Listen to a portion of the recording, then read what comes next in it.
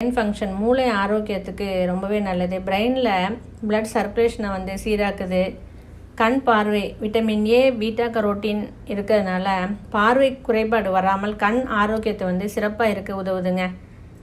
லிவருக்கு ரொம்பவே நல்லதுங்க. கல்லீரலை சுத்தப்படுத்துது.